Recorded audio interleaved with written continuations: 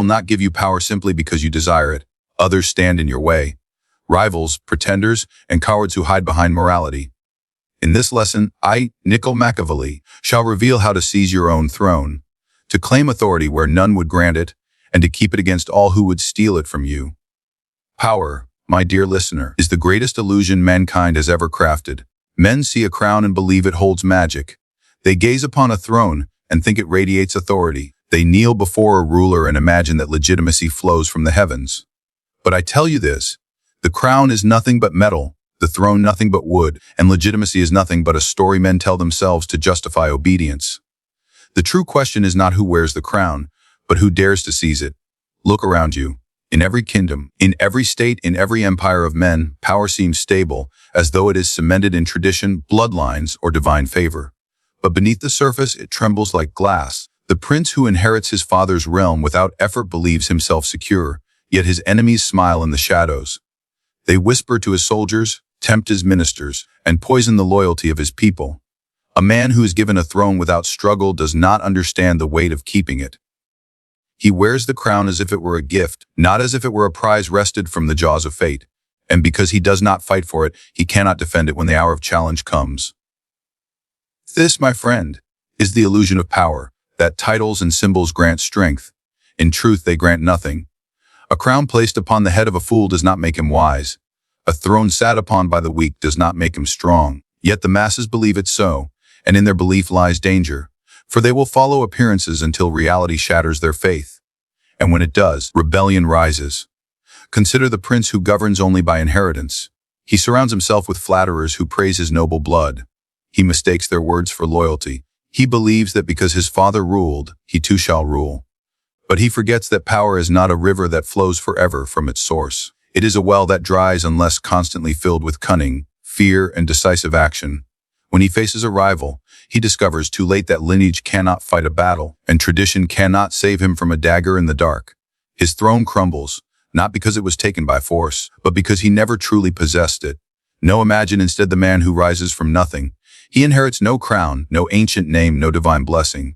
What he has, instead, is hunger. He studies men as a falcon studies prey. He hides his ambition behind humility, waits for opportunity, and strikes when his rivals least expect it. Such a man, when he takes a throne, understands its fragility. He does not rest. He does not believe in the illusion of permanence. He knows that every throne is borrowed, that every crown must be defended, and that every rival watches like a wolf for weakness. This man fights not only to seize power, but to prove, every day, that it is truly his. So, my listener, I must ask you, are you content to live in the illusion? Do you believe that titles, ranks, and honors will shield you? Or do you see the truth, that power exists only in the hands of those who seize it? Men bow not to crowns but to strength. They follow not symbols but fear respect, and the certainty that defiance will be crushed. If you would seize your throne, you must strip away the illusion and see power for what it is: a contest, a struggle, a perpetual war against rivals both seen and unseen. Understand this: the throne is never empty. Even if it appears so, someone claims it in silence, someone waits in the shadows, someone builds influence while others sleep. If you do not move to claim it, another will. And when he does, he will make you kneel before him, mocking the illusion you once believed in. The world respects only those who carve their name into history with resolve, cunning, and force. All others are forgotten as footnotes, swept away by the tide of ambition. The illusion of power is comfort for the weak, but danger for the ambitious. Do not mistake appearance for reality. Do not believe that symbols will protect you. Do not think that tradition will hold your throne secure. Power belongs to the vigilant, to the ruthless, to the man who knows that every day he must fight anew for what he has seized. If you wish to rule, you must understand the dual nature of power. It is not enough to be strong. It is not enough to be cunning. A ruler must master both the mask and the sword. To command respect, you must appear virtuous. To keep power, you must wield cruelty. The genius of leadership lies in knowing when to show the mask of gentleness and when to unsheathe the sword of terror. Men are simple creatures. They judge by what they see, and what they see deceives them. They do not peer into your heart, nor do they search your soul for hidden motives. They see the mask you wear and believe it. They hear your words and mistake them for truth. This is why the prince must appear merciful, faithful, humane, and devout, even if in his heart he is none of these things. For men admire virtue, but they obey strength. Show them the mask, and they will trust you. Hide the sword, and they will never suspect it until it is too late. But mark this well, if you wear only the mask, you will be devoured. Too much mercy invites rebellion. Too much honesty exposes weakness. Too much faith leaves you blind to betrayal. A ruler who clings to virtue without the strength to enforce it soon becomes the prey of wolves. His mask is torn away, and beneath it, the people find only frailty. No man follows a lamb for long when lions roam the land. The sword, therefore, is essential. It is the hidden truth behind the mask. It is the unspoken warning in your every word, the steel that guarantees your promises, the terror that silences your enemies. But the sword must not be waved without purpose. A reckless cruelty inspires hatred, and hatred breeds conspiracies. Now, use the sword with precision, swiftly and decisively, so that it strikes fear without breeding endless resentment. One act of cruelty, done well and at the right moment, secures your rule more firmly than 1,000 empty acts of kindness. Let me speak plainly, men are fickle. They love at their own convenience but fear at yours. Love binds them only until they find a better reason to abandon you. Fear binds them until they dare not break free. Therefore, a wise ruler shows the mask to win affection, but keeps the sword close to ensure loyalty. Appear as the gentle shepherd, but hold the blade that ensures no wolf approaches your flock. In this balance lies the art of command. Consider how history remembers rulers. Those who lived only by cruelty were despised and destroyed. Those who lived only by virtue were overthrown and forgotten. But those who mastered both the mask and the sword carved their names into eternity. They played the role of the benevolent prince, yet beneath their robes lay iron resolve. They smiled at their allies, yet behind that smile was the promise of swift punishment if betrayal ever came. These rulers knew that appearances win the hearts of men, but strength secures their obedience. Do you see now why I call it the mask and the sword? The mask deceives, the sword enforces. One cannot stand without the other. A ruler who shows only the sword inspires rebellion, for men will endure cruelty only for so long before their hatred explodes. A ruler who shows only the mask invites chaos, for kindness without fear tempts disobedience. But the one who masters both commands loyalty born of illusion and fear born of truth. He becomes unassailable, for men cannot unite against him. They love the mask and fear the sword. They are trapped, willing prisoners of his rule. You, who seek your throne, must practice this art daily.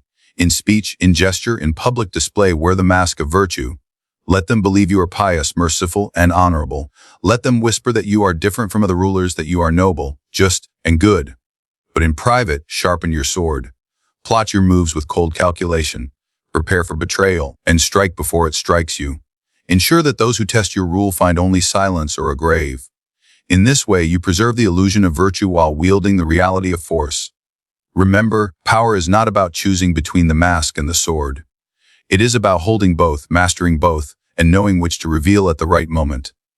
Appear as the saint, act as the lion. Speak of mercy, practice severity. Display faith, but never let it chain your hand. Men believe what they see, and they see only what you show. Behind your mask, they must never glimpse the hand that grips the sword. Power is never held alone. Around every throne stand allies who swear loyalty and enemies who plot destruction. The skill of a ruler is not simply in seizing a crown, but in keeping control over both friend and foe. To govern men, you must see them for what they are: ambitious, envious, ungrateful, and fickle. An ally may embrace you today and betray you tomorrow. An enemy may resist you at dawn and serve you by nightfall if fear or reward compels him. Thus, the wise prince never trusts blindly. He governs his friends through favors and fear, and he governs his enemies by turning their hostility into tools for his advantage. Consider allies first. They will swear loyalty when it suits them, when your rise benefits their ambitions. They smile at your success as long as it feeds their appetite. But when your fortune declines, or when another offers them greater gain, their loyalty dissolves like smoke. If you rely on friendship alone, you build your throne on sand. A ruler must understand that gratitude is short-lived, while self-interest is eternal. Therefore, secure your allies not with promises, but with dependence. Give them positions, honors, and wealth that they cannot maintain without you. Let them believe they are free, yet make them bound by invisible chains of need. In this way, their prosperity depends upon your survival, and they become prisoners of your power without realizing it. No, what of enemies? Most rulers treat them as poisonous threats to be eliminated at once.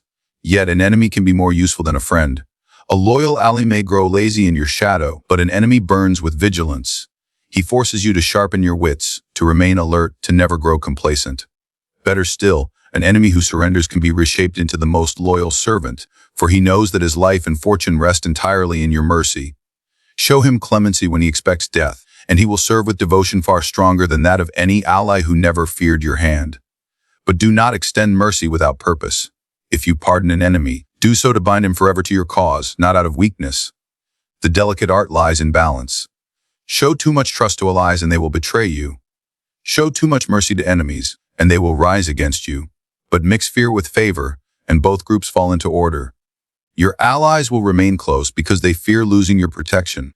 Your enemies will bend the knee because they fear your wrath.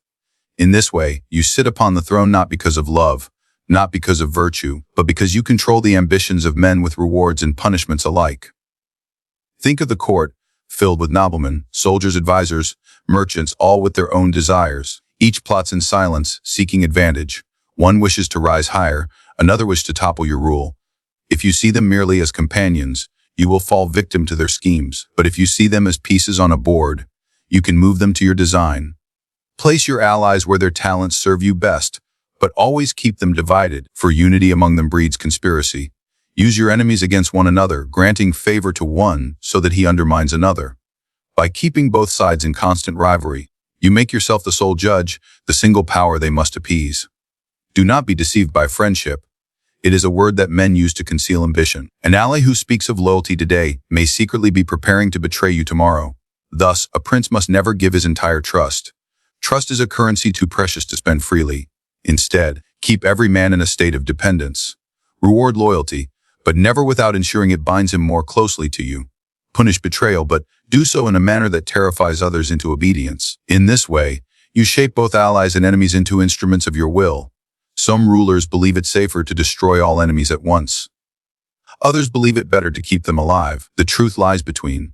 Kill when necessary, but do not spill blood without calculation. A dead enemy cannot be used, but a living one can be turned into an ally, a spy, or a warning to others. Yet leave too many foes alive, and they will unite against you. The art of power is to know which enemy to crush and which to convert. This is not decided by mercy or cruelty, but by necessity. The prince does not act from sentiment, but from strategy. And so, I tell you, power is sustained not by friends alone, nor by enemies destroyed, but by the delicate mastery of both. Control your allies through dependence, control your enemies through fear or favor, and you will stand at the center of a web where all threads lead back to you. In this web, no ally can move without your consent, and no enemy can strike without your notice. This is the mastery of men, the true test of rule, the balance upon which the throne itself rests. To seize power is one thing. To survive in power is another. Many men have climbed to the throne only to be dragged down by their own weakness, their own hesitation, or their own illusions. The art of survival is the highest skill of a ruler, for it demands vigilance without rest, cruelty without hesitation, and cunning without shame. Those who believe survival is a gift of fortune are already dead. Survival is not granted, it is fought for each day, and each day brings new dangers that can destroy you if you are careless. A prince who survives is a prince who understands that the throne is never secure. Every ally may turn to treachery, every subject may rise in revolt, every rival may sharpen his dagger in silence. To endure, you must think like a man under siege even when your walls appear strong. Fear is your companion, suspicion your shield, and caution your daily bread. You cannot afford to rest in the belief that power, once seized, is eternal. Power is fire. It burns brightly, but it consumes itself if not fed with fuel. To survive, you must feed that fire constantly with vigilance and action. Mercy, though sweet to the heart, is poison to the ruler who seeks longevity, for mercy invites men to test your strength, to mistake your kindness for weakness. When you show mercy to those who would harm you, you give them the chance to rise again. And when they rise, they will not forgive you for sparing them. They will despise you for failing to destroy them. A decisive cruelty performed once is the act of a wise ruler, for it ends threats before they multiply. A ruler who delays, who hesitates to strike, ensures his own destruction. One enemy left alive becomes two, two become four, and soon the throne is surrounded by wolves ready to feast. But survival is not built only on cruelty. The wise ruler knows that fear must be tempered with spectacle, that punishment must be followed by reassurance. Strike quickly. Then present yourself as the guardian of order. Let the people believe that your harshness serves their peace, that your cruelty is their protection. Men will forgive almost any cruelty if it ends disorder. But they will never forgive weakness, for weakness leads to chaos, and chaos consumes all. In this way, the ruler survives by being feared without being hated, by being cruel without appearing bloodthirsty, by making every act of severity seem like justice. Do not imagine that survival rests only on strength of arms. Weapons defend a throne, yes, but deception builds a stronger wall. A wise ruler survives not merely by fighting openly, but by disguising his intentions, by hiding the dagger beneath a cloak of smiles.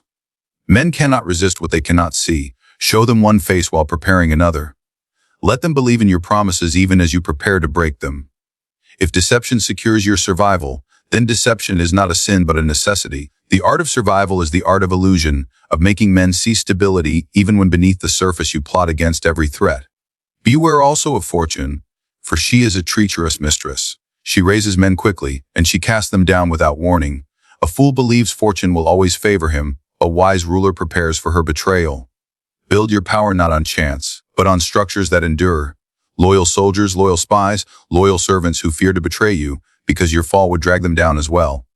Depend not on fortune to guard you, but on fear, loyalty, and your own vigilance. The man who relies on luck will not survive, but the man who builds his throne on necessity cannot be toppled by fortune's whims. Consider also the danger of complacency. When rulers grow comfortable, when they bask in luxury, when they believe the throne to be their permanent possession, that is the moment of their downfall. For while they feast and sleep, their rivals plot. While they drown in indulgence, their enemies sharpen their knives. To survive, you must live as though the throne is always under siege, even when no banners fly against you. Rest weakens the body, comfort dulls the mind, but vigilance keeps the ruler alive. The art of survival demands that you never cease preparing for betrayal, revolt, or invasion. And what of the people? The masses are like the sea, calm one day and storming the next. Their love is shallow, their loyalty fleeting. A wise ruler does not depend upon their affection for survival. He depends instead on their fear of disorder and their desire for stability. Keep their bellies full enough, their streets safe enough, and they will tolerate your rule even if they do not adore you. But let them starve, let chaos reign, and they will rise against you no matter how kindly you once treated them. Survival is won by controlling the people's fears more than by winning their hearts. Thus, the art of survival is not kindness nor chance. It is vigilance, cruelty when necessary, deception without hesitation, and a constant war against complacency. Every day on the throne is a battle unseen, a battle of minds, of plots, of appearances, of fears. The prince who forgets this truth does not endure. The one who remembers it lives to rule another day. And so, you have seen the hidden truth of power. Thrones are never given, they are seized. The illusion of crowns and titles is but a fragile mask, and only those who grasp the reality beneath appearances can endure. A ruler must master the mask and the sword, appearing virtuous while holding the strength to strike without hesitation. He must control allies through dependence and enemies through fear or favor, weaving them into a web where every thread leads back to his hand. And above all, he must practice the art of survival, never trusting to fortune, never resting in complacency, but living each day as though betrayal waits at his door. This is the dark strategy. The eternal lesson: power belongs not to the dreamer, not to the merciful, not to the fool who trusts in appearances, but to the one who dares to seize it, shape it, and defend it against all who would take it away.